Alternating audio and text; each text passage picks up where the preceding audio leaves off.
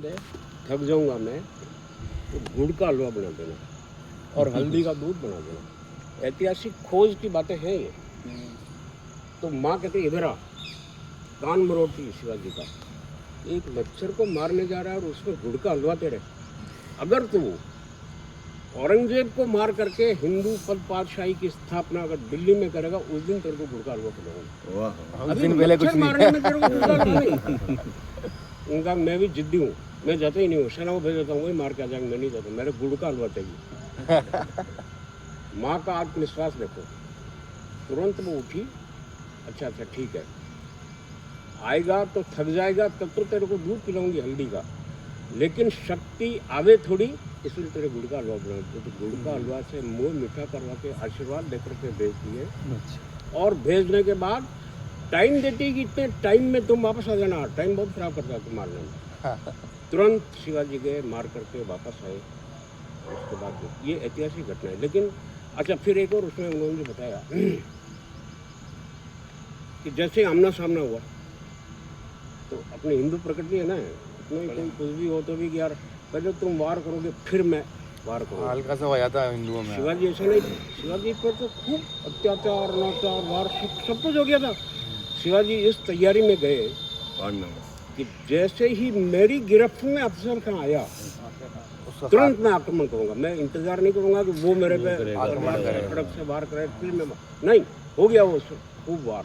मेरे पास 10 सैनिक कुल मिला करके हजारों सैनिक उसके पास है। मेरी गिरफ्त में जैसे ही आया तो वहाँ कोई सेना वेना नहीं थी, बहुत दूर दूर से केवल अफजल खां और 2 सैनिक उसके दूर खड़े थे। शिवाजी अकेले जाते हैं, उनका पूरी तलाशी ली जाती है कि इनके पास कुछ है तो नहीं।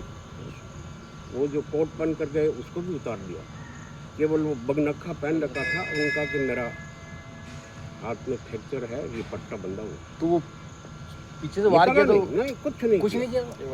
आमने सामने गए। जैसे ही शिवाजी ने कहा कि अब मैं कूद करके उसके ऊपर चढ़ करके उसको मार सकता हूँ, धीरे धीरे जाते जाते जैसे ही वो गए, वो तो आराम से बैठा हुआ था, तलवार ये आएगा मैं तलवार से मारूंगा इसको, बैठा था, तलवार थी और वो खड़ा हुआ। वो जैसे ही खड़ा हुआ शिवाजी कूदे, सीधा कूदे तो उसका हाथ उसके हाथों में गया, उसको तलवार लेने का मौका ही नहीं मिला। और उसके बाद जब हाँ बुलेट हुई तो ये सारी तैयारी थी कैसे किसको मारना भगाना। वो तो कहते बहुत गले मिले थे। वो एक सिनेमा की बात, वो सीरियल की बात है, सीरियल की बात है। अच्छा, अब ये हुआ क्यों ऐसा, उसका कारण क्या है? आज़ादी के बाद अपना जो इतिहास लिखा गया वो सब वामपंथी इतिहासकारों ने लिखा, वो सब तोड़ मरोड़ के बताया, अपनी गलतियां करके सामने वाला कैसे ऐसा इतिहास लिखा गया। तो इसी कारण से अब ये तो नहीं ले सकते कि भाई अफजल खां के युद्ध में अफजल खां खुशी खुशी चला गया और शिवाजी मर गए, ऐसा लिख नहीं सकते ना। तो मारा तो है, तो कैसे मारा, तो ऐसे मारा, ऐसा उन्होंने इतिहास करना। मतलब गले मिले और फिर उनको मार दिया, मतलब संघर्ष वाली नहीं बताई बात, सीरियल की बातें हैं। हाँ, संघर्ष वाली बात नहीं बताई इसमें। हकीकत ये है। और बहुत आत्मविश्वास, जैसे ही उसको मारा वो सेना टूट पड़ी मार मरा करके, और ये इधर माँ इंतजार कर रही, बहुत देर हो गई, अब तक आया नहीं। फिर वो जा करके अच्छा मच्छर मर गया, मर गया। ये स्थिति हकीकत की है।